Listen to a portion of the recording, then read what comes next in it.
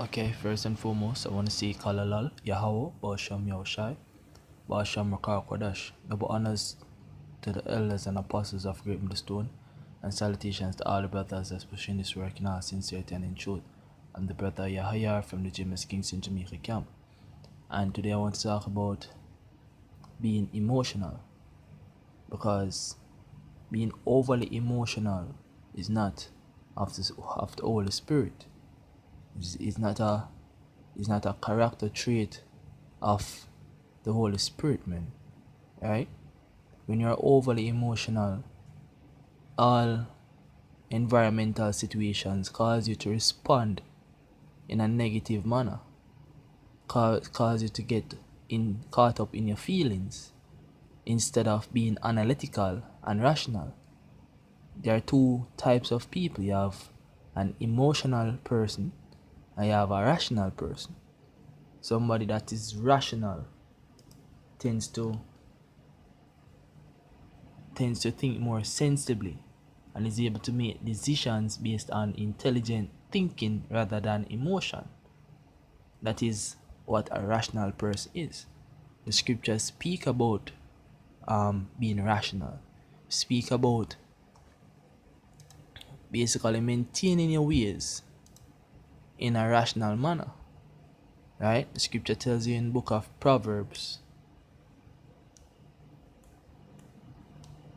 chapter 16, verse 17, it say, the highway of the upright is to depart from evil. He that keepeth his way preserveth his soul. The word preserve it means to keep or to guide. Right? If you keep the way of Yahweh Bashem Yahushai, you basically keep his soul. Right? Because when you tend to act off of emotions instead of acting off of the word of the Heavenly Father, you're basically putting yourself in a position to be destroyed, right? And that is normally, when you act off of emotion, it's normally stemming from pride, from thinking that you're better than to be judged, thinking that you're better than to be critiqued or to be rebuked, right? Believing that the ways of your mind are correct instead of adhering and humbling yourself to the instructions that are being given to you through the way of the Holy Spirit. Right? That's why in the verse 8 it says, pride goeth before destruction, and an haughty spirit before a fall. Better it is to be of an humble spirit with the lowly than to devour the spoil with the proud. He that handleth a matter wisely. When you handle a matter wisely, means that you're thinking sensibly, means that you're thinking intelligently. You're thinking in a rational manner rather than in an emotional manner. You're not just reacting.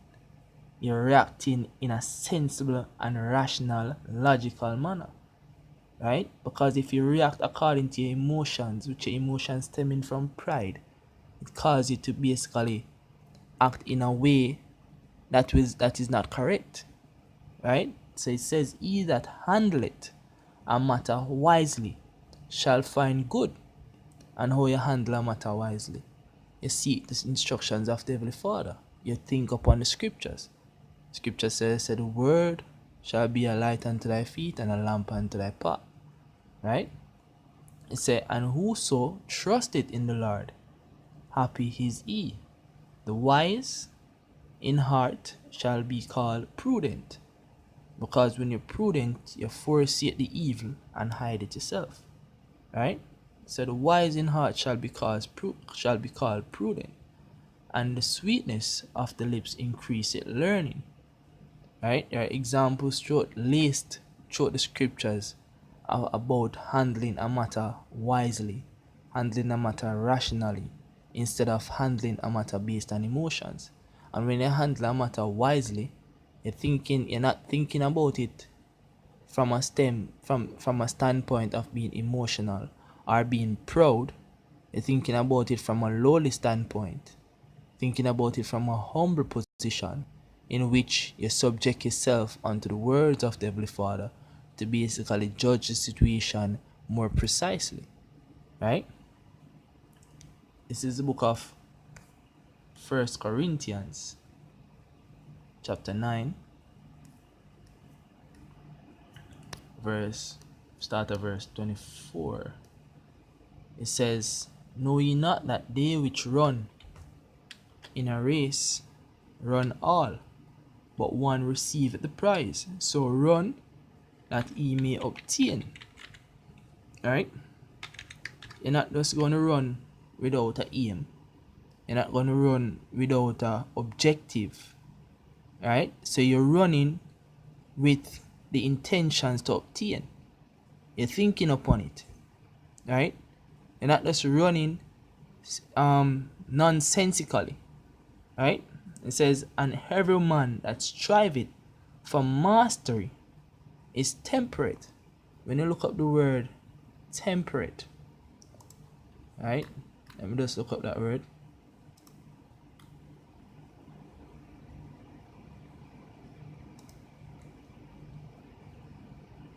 When you look up the word temperate, comes from the Greek word enkrotomi. It means to be self-controlled, continent, right? To exhibit self-government, conduct one's self temperately, right? That is completely separate from being emotionally guided, completely separate from making a judgment based on your feelings, or are responding to a situation based upon your feelings, right? It's about taking into consideration that is not your to not let your emotions rule your action, right? But to rule your emotions through the word of the Heavenly Father. That's why it says, "And every man that striveth for mastery." So when you strive for mastery, you're striving for a higher level of control. So it says, "For mastery is temperate in all things." So it says, "No, now they do it to obtain a corruptible crown, but we an incorruptible. I therefore so run, not as uncertainly, so fight I, not as one that beateth the air." Right? Not fighting in a manner where you're not thinking about your actions. Right? That's why in the book of 1 Peter, this is the book of 1 Peter chapter 5, verse 8. It said, "Be sober." When you look up the word sober, it comes from the Greek nepho, which means to be calm, to be sober, to be calm and collected in spirit. Completely contrary to being emotional. When you're calm and collected, you're not overly ruled by your feelings. You don't easily get angry. You don't easily get upset. The scripture says, "Wrath profiteth not, man." In the book of James chapter 1 verse 19, it says, "Wherefore, my beloved brethren, let every man be swift to hear, slow to speak, slow to wrath."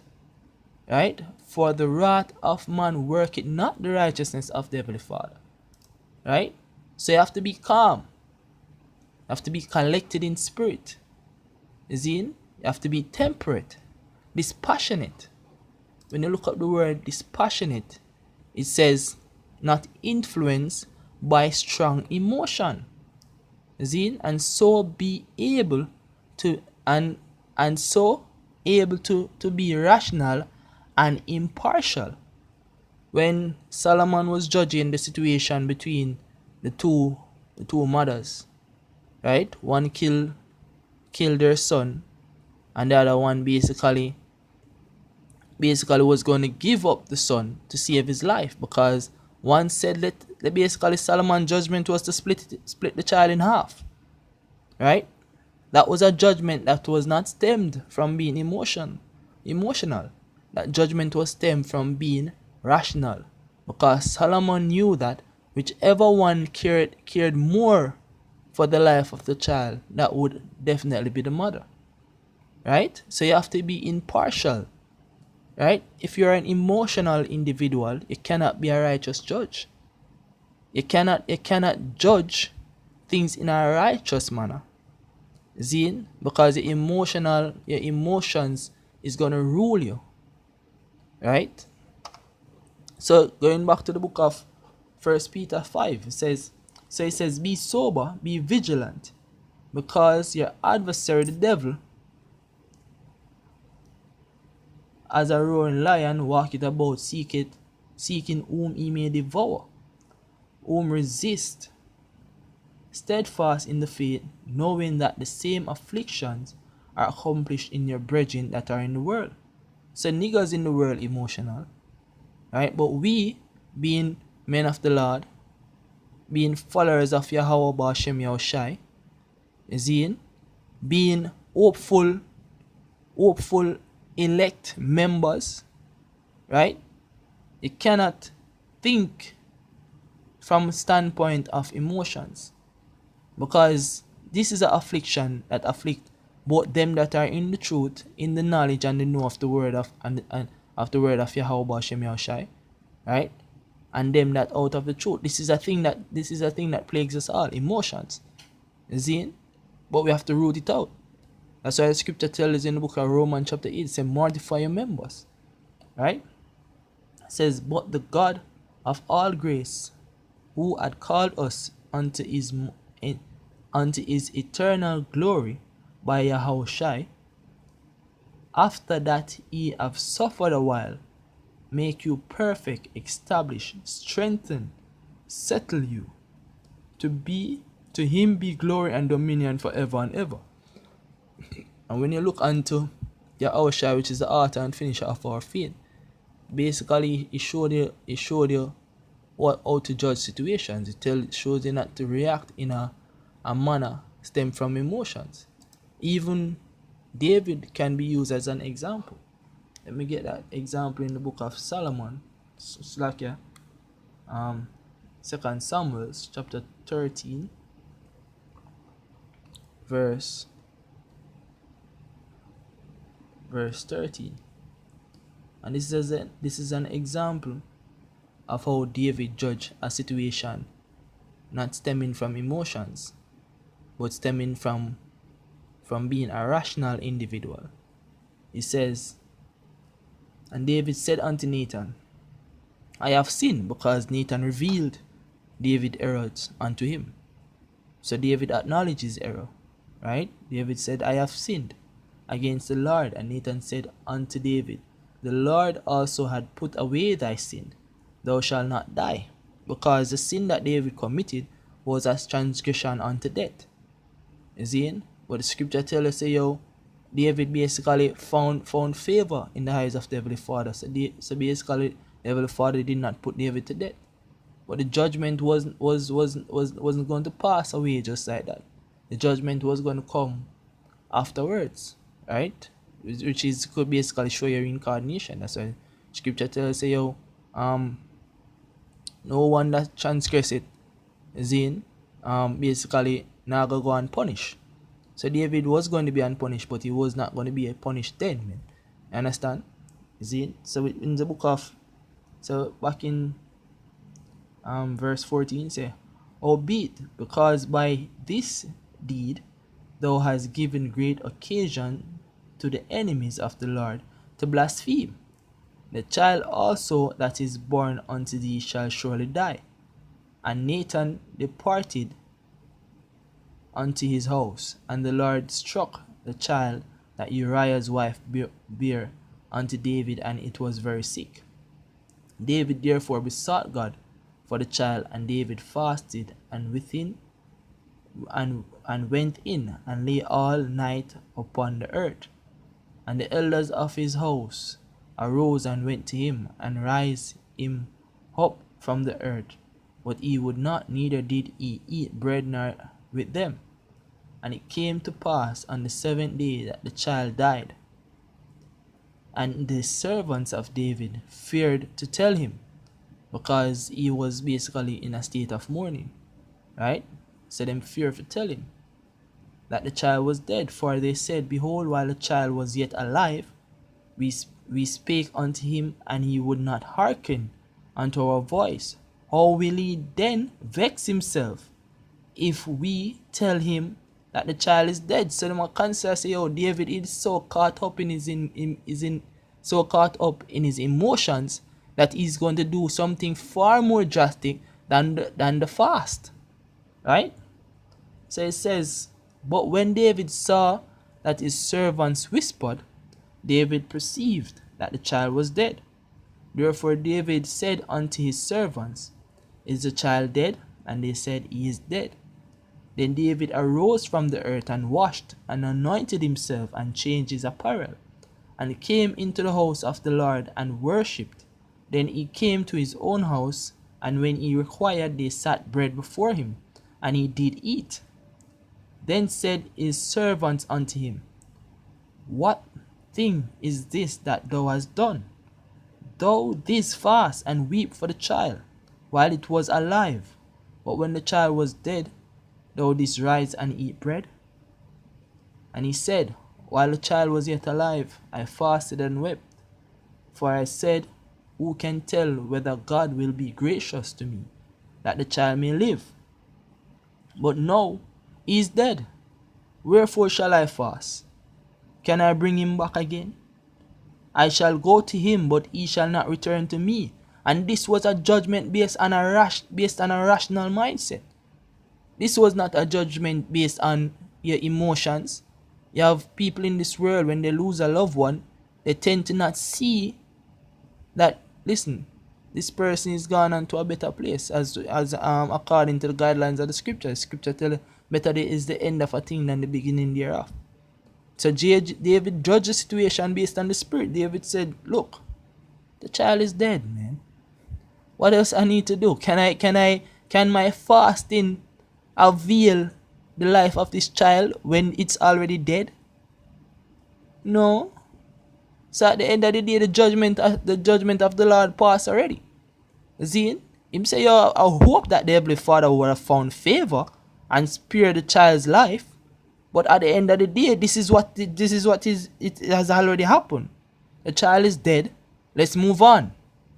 Let's not be emotional about the judgment. Right? Just accept it, man. Just move on. Don't be caught up on thinking it over. Oh, what else could I have done? Take your correction. Accept the errors of your ways. Accept the judgment. Right? And just let's move on. You see? That's what David did. And that's a good example of thinking in a rational mindset. Even in the book of, even in this situation, David showed a character of being a rational individual instead of an emotional one. This is the book of 2 Samuel 16. I'm going to start at verse 5. It says, And when King David came to Bahurim, behold, thence came out a man of the family of the house of Saul, whose name was Shimei, the son of Jerah. He came forth and cursed still as he came. And he cast stones at David, and at all the servants of King David, and all the people, and all the mighty men were on his right hand and on his left. And thus did Shimei when he cursed, come out, thou bloody man, and thou son of Belial. The Lord had returned upon thee all the blood of the house of Saul, in whose stead thou hast reigned, and the Lord had delivered the kingdom into the hand of Absalom thy son. And behold, thou art taken in thy mischief, because thou art a bloody man. Then said Abishai the son of Zeruiah unto the king, Why should this dead dog curse my lord the king? Let me go over, and I pray thee, and take off his head. So the man was cursing David. And one of David's general basically said, Yo, who is this man that talk to the king in such a manner? I dead him for dead. Right? Here's what King David said. This is what the response of King David said. King David never get caught up in him emotions. Right? He never let him emotions rule him. Right? But this is what him say. Him say, and the king said, what have I to do with you, ye sons of Zeruiah? So let him curse, because the Lord has said unto him, curse David. Who shall then say, wherefore hast thou done so? And David said to Abishai and to all his servants, behold my son, which came forth of my bowels. This is the judgment that David is passing on the situation, you know. You see, there's a lot of men out there feeling that because somebody else says something to them to offend them, they believe that they should react in a manner that to cause the individual harm. Man, words are just wind, yo. There's a saying, sticks and stones can break my bones, but words can never hurt me. Well, there are words that can hurt you. Words of the Heavenly Father can hurt you. The scripture tells us that dividing asunder. You see me? So the words of the Heavenly Father can hurt you, sharper than any two-edged sword, man. You see? But vain words of any individual out there that don't know the scriptures can hurt you, man. Right? So David is judging the thing in a rational manner. He never get caught up in them emotions, cause him emotions to rule him, and go make a judgment to put an innocent man to death. Right? So him says, and David said to Abishai and to all his servants, behold my son which came forth of my bowels, seeketh my life. So him acknowledge, say him own son Absalom, I try to put him to death. So him say, how much more now may this Benjamin do it? Let him alone, and let him curse, for the Lord had bidden him. See? It may be that the Lord will look on my affliction, and that the Lord will requite me good for his curse in this day.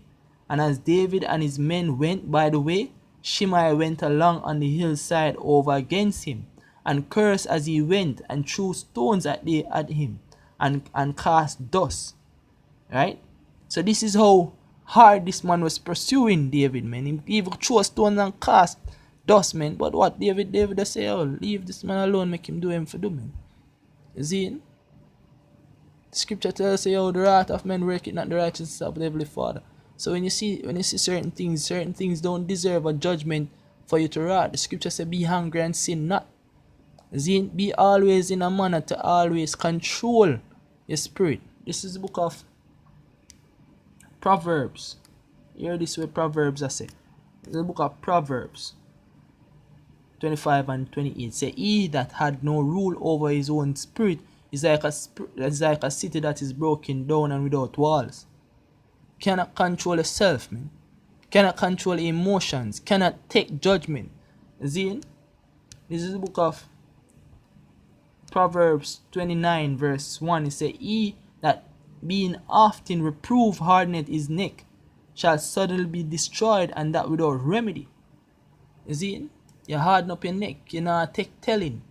You see? You not try for hear. You not try for understand the errors of your ways, man.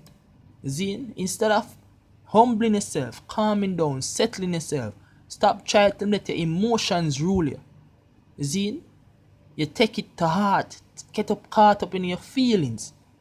See, and try to make a wrong judgment, a judgment based from an emotional standpoint, instead of assessing the scriptures. Where did I go wrong, and correct yourself, man. You see me? It tells you in the book of Proverbs 16 verse 25 said, there is a way that seemeth right unto a man, but the end thereof are the ways of death. So you're caught up in yourself, see, and your ways seem right. You don't take no counsel. You don't take no instructions from the scriptures. You see? But the way where you seek, offer, where you abide in your emotions, that way is the way of death, man. You see? That's a way that will lead you to destruction. You see? Because you're stiff-necked. You don't want to take no telling. You don't want to assess situations properly. You see? You don't want to handle the matter wisely. You see? There's a lot of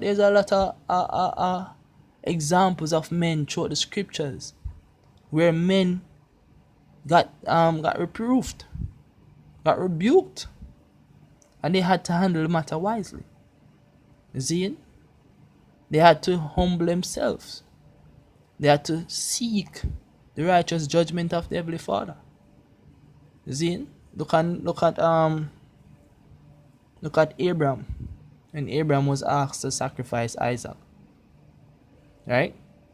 When Abraham was asked to sacrifice Isaac, his only son, you can imagine the state he was in, the turmoil that he was in. You see it? But at the end of the day, Abraham had to humble himself. He had to basically take the instructions of the Heavenly Father and adhere to that, man.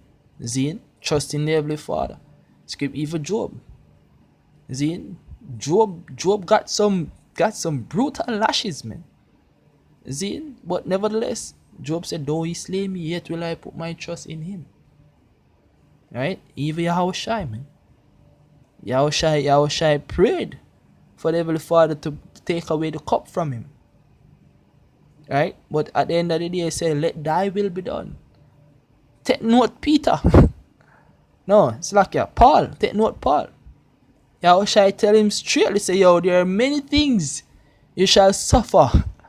You see, for the truth's sake. Where Paul do? Paul cuss, yeah, man, I suffer nothing. You see? No, man, Paul take it. The amount of rebuke, the amount of judgment, afflictions that Paul got. But at the end of the day, Paul take it joyfully. You see? So there's a lot of things where you have to seek out and work out within oneself to find out whether you're judging a situation from an emotional standpoint or from a rational standpoint. Right? And you think rationally according to the guidelines of the scriptures, man. Don't be prideful. Cause your pride to let you act emotional and then you act irrationally. See? Always try to let the word precede your judgment. I understand, and with that, I hope that this lesson was edifying unto the elect of the nation of Israel. I want to say, Kalalal, Yahweh Bashem Yahushai, Bashem Kodash. Double honors to the elders and apostles of great stone, and salutations to all the brothers that's pushing this work in our sincerity and in truth. Shalom.